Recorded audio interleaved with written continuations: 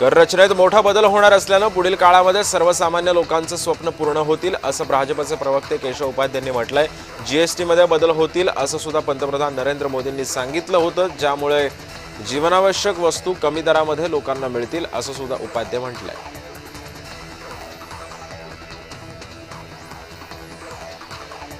महसूल मंत्री चंद्रशेखर बावनकुळे यांचा रोहित पवारांना संवैधानिक सल्ला दिलाय।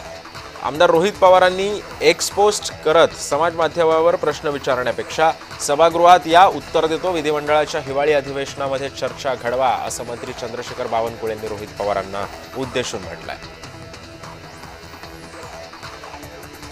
हैदराबाद गॅजेट नोंदणीनुसार प्रमाणपत्रांचं वाटप संदर्भामध्ये ज्या गाव पातळीवर समित्या तयार करण्यात आल्यात त्यांना उद्या प्रशिक्षण दिलं जाणार आहे। शासकीय पातळ्यांवरून ज्या सूचना येतील त्या सूचनांच्या आधारावर हे प्रशिक्षण दिलं जाईल आणि त्यानंतर अर्ज स्वीकारणे, प्रमाणपत्र वाटपाची प्रक्रिया सुरू होईल असं छत्रपती संभाजीनगरचे जिल्हाधिकारी दिलीप स्वामी यांनी सांगितलं।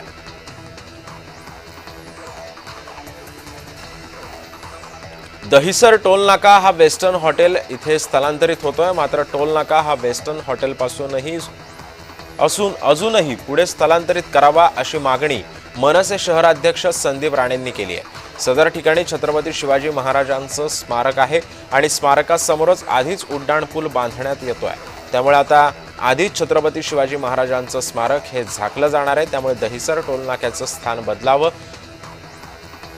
असं पत्र महाराष्ट्र राज्य रस्ते विकास महामंडळाला देण्यात आलंय।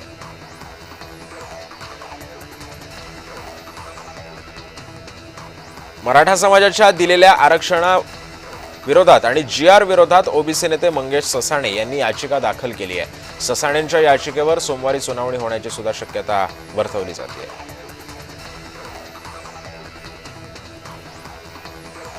उपमुख्यमंत्री अजित पवार पुढील आठवड्यापासून जनसुनावणी सुरू करणार आहेत। राज्यातील विविध जिल्ह्यांमध्ये जनसुनावणीच्या निमित्तानं अजित पवारांचा दौरा होईल, तेव्हा विविध विभागांच्या वरिष्ठ अधिकाऱ्यांची हजेरी अनिवार्य असेल, जेणेकरून जनतेच्या समस्यांचे जनसुनावणीमध्ये तात्काळ निवारण होऊ शकणार आहे।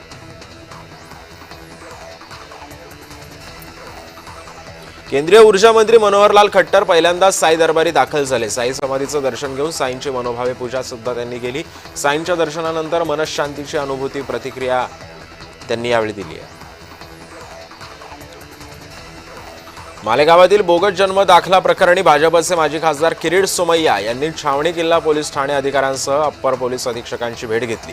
जन्म दाखला घोटाळा प्रकरणी चर्चा करत त्यांनी पुरावे सादर केलेत।